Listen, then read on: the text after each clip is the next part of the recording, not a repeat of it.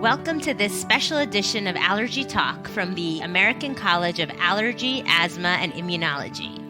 I am Dr. Purvi Parikh, and this is the first in a three-part series on cough, Understanding the Cough Reflex. Cough remains one of the most common symptoms for which patients seek medical care. A new paradigm has emerged of patients with chronic cough that do not respond to asthma, rhinitis, and/or gastroesophageal reflux therapy. We're here to help allergists understand the different therapeutic agents available now and in the future and their mechanisms of action in all stages of cough. Joining me are Dr. Kevin Murphy, the Director of Clinical Research at Boys Town National Research Hospital in Omaha, Nebraska. He completed a fellowship in allergy, asthma, immunology, and pediatric pulmonary at National Jewish Hospital, and he is a spokesperson for the American College of Allergy, Asthma, and Immunology. And Dr. Mandel Sher, clinical professor of medicine and pediatrics at Morsani College of Medicine at University of South Florida in the Division of Allergy and Immunology.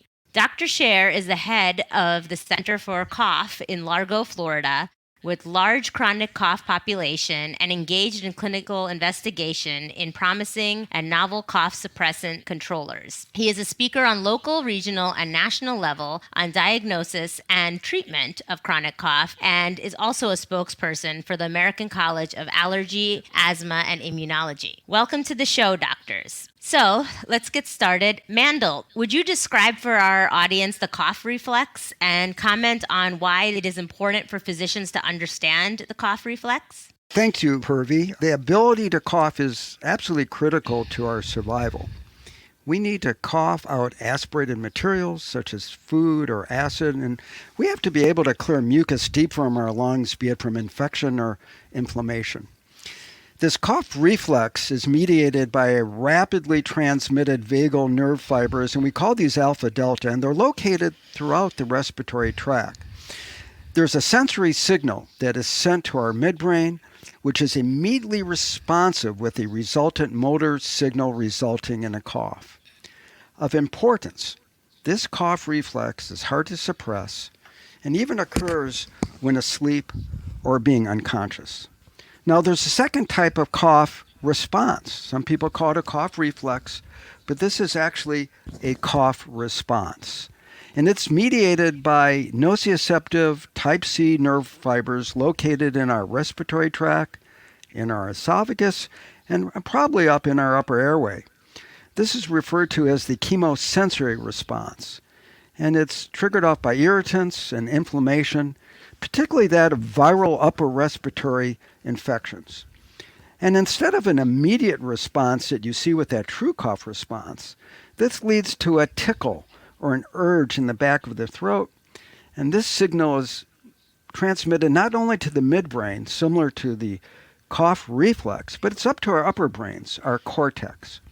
And in contrast to the true cough reflex, this cough works by a response of sensory input of this urge or tickle.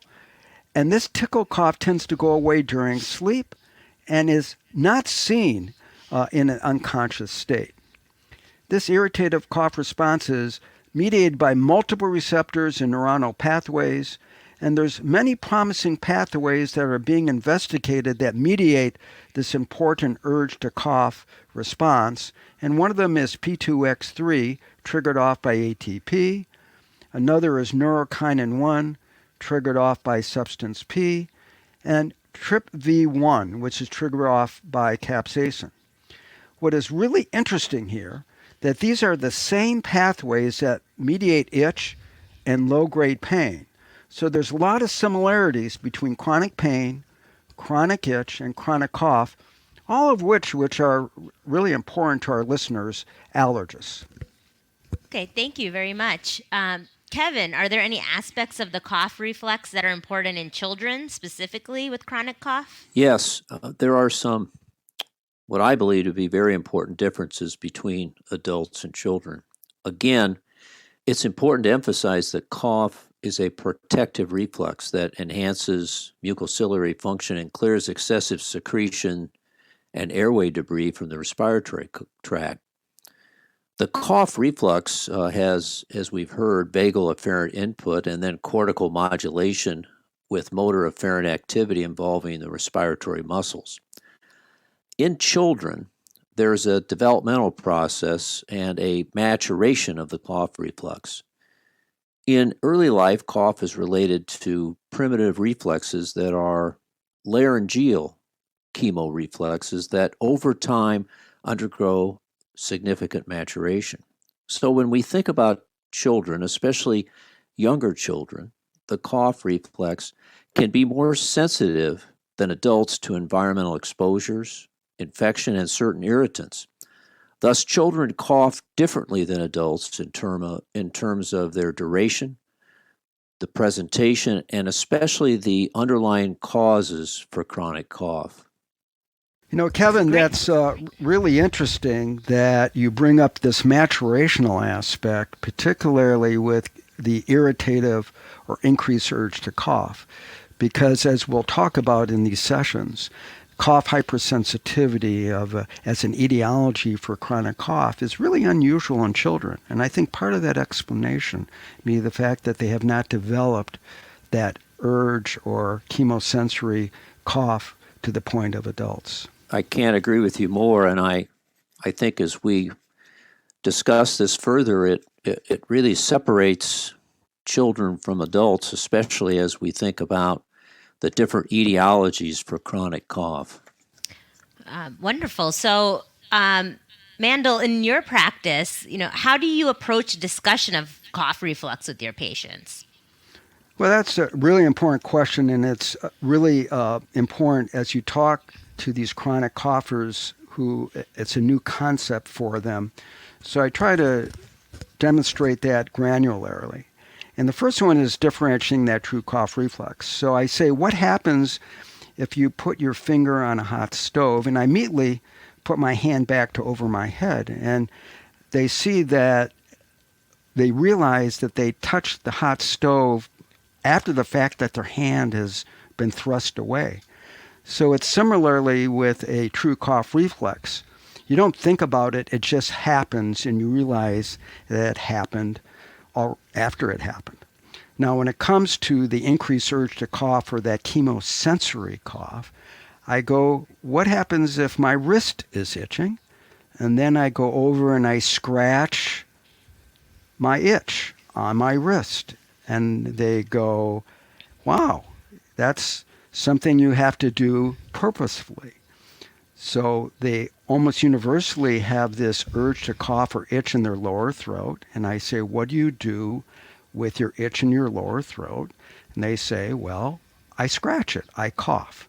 So this concept of true cough reflex, which is a survival technique versus this response to a noxious stimuli, which is either scratching an itch or coughing and getting rid of that sensation in your throat, is how this is explained.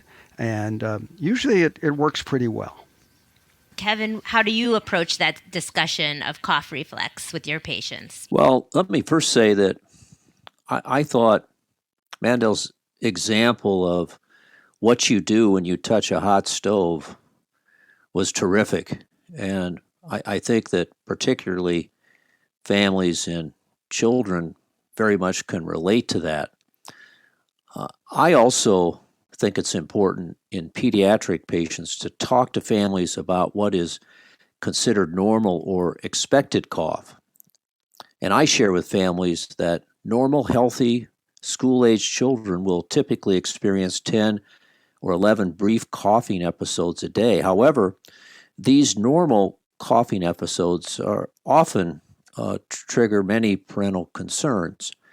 And in children, as Mandel previously mentioned, one aspect of the cough reflex that is common and that I talk to families about is a post-infectious cough, which is the result of a heightened cough reflex sensitivity. Important, though, in children, post-infectious cough is common.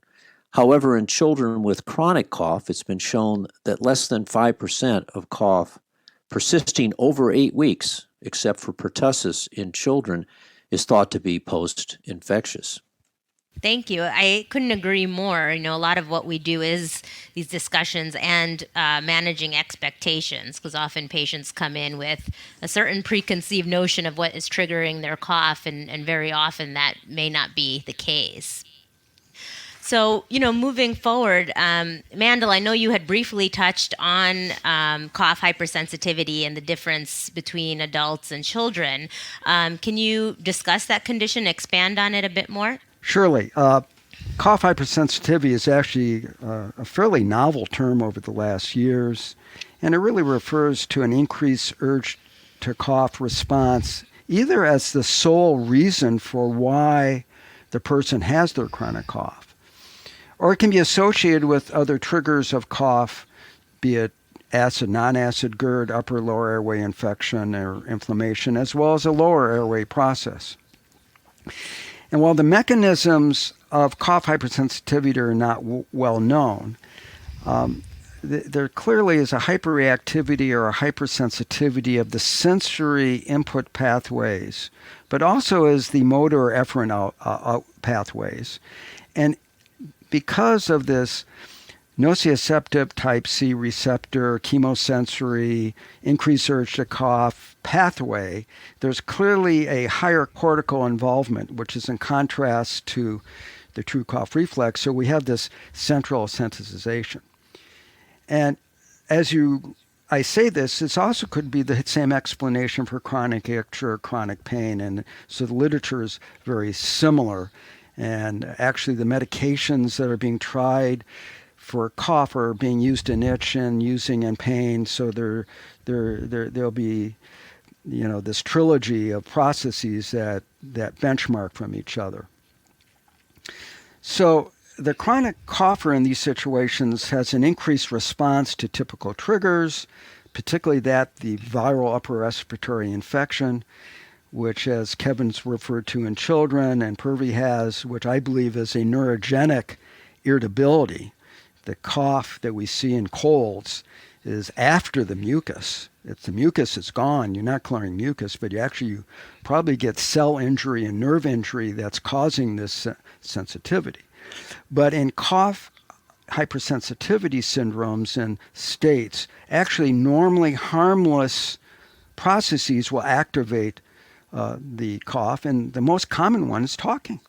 We see that in these chronic coughers, talking on the phone, being a school teacher, will trigger off their cough. And other typically non-noxious events such as smells or change in temperature or a draft will induce this cough. And as I've mentioned before, this is mediated by multiple different nociceptive type C pathways, and what's being explored is which ones are more relevant. And again, it's leading to the development of new antitussives, which I like to call cough neuromodulators. Great. That's very helpful. Kevin, can you discuss the clinical manifestations of cough and the burden of disease that you see in your patients specifically? Yes, I think as clinicians, it's very important to have an understanding in children about the clinical manifestations of cough. And I find it helpful to ask the family 5 questions about their child's cough. First, how long has the child coughed? Most guidelines define cough as acute less than 3 weeks, subacute 3 to 8 weeks, and chronic greater than 8 weeks. And most acute and subacute cough in children, as we've mentioned, are associated with viral upper respiratory tract infection and do not require specific diagnostic evaluation. The second question, which is very key for children, is the character of the cough. The character or quality of chronic cough in adults has been shown to be not helpful in predicting specific etiology for the cough, and the American College of Chest Physician guidelines recommend that often the character of the cough not be used in determining an etiology in adults. In contrast, the character or quality of cough in children is traditionally recognizable, age-specific, and very helpful in determining a specific etiology. What has really become an important question to ask, because it helps in regard to the etiology of cough, is whether the cough is wet or dry. The descriptor wet or moist cough may be used interchangeably with productive cough, even though young children rarely expectorate despite excessive secretions. A very good recent review of wet cough in children, those children without cystic fibrosis, found that the majority of children with wet cough had an endobronchial bacterial infection, and chronic wet cough is very rare in children with uncomplicated asthma. However, does occur in children with sinusitis and may also be very responsive to antibiotic therapy. We often ask about nocturnal cough, and it's been often cited that that's a hallmark of asthma. However, most objective studies have not confirmed this finding, and parental reporting of nocturnal cough is thought to be unreliable compared to other objective measures that we can perform in regard to pulmonary function assessment, exhaled nitric oxide, and making the diagnosis of asthma. The absence of cough, especially at night, is helpful, as habit cough, most characteristically, ceases at night. And finally, the age of the child plays an important role in regard to the etiology of chronic cough, keeping in mind that younger children demonstrate different causes of chronic cough compared to those with predominantly older children and adolescents. It's especially important to remember that infants and younger children are more likely to have an anatomical abnormality of the upper or lower respiratory tract and possible foreign body aspiration compared to an older child, adolescent, or adult. One thing that I find, and I'll be interested in Mandel's thought about this, is that chronic cough, regardless of the age, can intensely interfere and be a burden for patients and families in regard to quality of life, interfering with sleep, missing school and work. Thus, it's not surprising that parents are often anxious and very concerned about their child's cough and often seek medical advice and treatment for a child who has had persisting cough. Well, Kevin, the burden that you see in children and their parents is different but very intense as we look into adults with chronic cough. As I've mentioned before, 75% of the chronic coughers tend to be women, and they tend to be in their 40s, 50s, 60s, and 70s. And as they present to our clinic and cough doctors' clinics, and it's been documented in literature, there's a tremendous amount of dysfunction psychologically, socially, and physically. The rate of urinary incontinence is high, very high rate of anxiety and depression, feeling very isolated socially and affecting workplace and their personal relationships. So it's now becoming appreciated that this is more than just a nuisance, but is a very significant problem. And the problem right now is that there's this unmet need of these patients, which is we don't have good cough medications. We don't have good antitussives. The medications that work have significant side effects, primarily the opiates, and we'll talk more about that in upcoming sessions. And the medications that we do have don't work very well. The last two medications approved by the FDA for cough was in 1958. So what I think is going to be exciting, particularly as we discuss in upcoming sessions, is the development of some candidate new novel antitussive neuromodulators for cough. Thank you. And I couldn't agree more. It is quite burdensome in all of my patients as well. Really affects their quality of life. And the point that you made regarding the parents and how unreliable their history may be is especially important because, in the pediatric population, we do rely on the parents for most of the history, especially if the child is very, very young. So even I learned something on that point regarding the history of the nocturnal cough. So thank you. And I'm excited to hear about these new treatment options that are on the horizon. That being said, Mandel, how do you describe the unmet needs of your cough patients? Well, it's, as I mentioned before, it's the lack of therapy that we have. These medications, again, either have adverse side effects or they just don't work very well.